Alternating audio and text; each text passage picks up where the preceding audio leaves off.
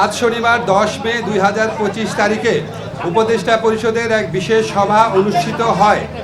সভায় আন্তর্জাতিক অপরাধ ট্রাইব্যুনাল আইনের সংশোধনী অনুমোদিত হয়েছে। সংশোধনী অনুযায়ী আন্তর্জাতিক অপরাধ ট্রাইব্যুনাল কোনো রাজনৈতিক দল, তার অঙ্গ সংগঠন বা সমর্থক গোষ্ঠীকে শাস্তি দিতে পারবে।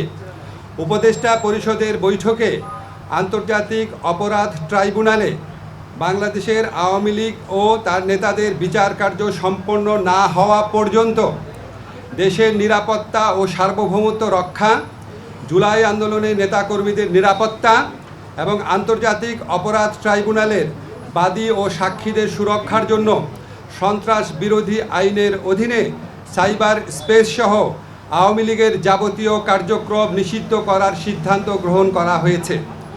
এ বিষয়ে প্রয়োজনীয় পরিপত্র পরবর্তী কর্মদিবসে জারি করা হবে।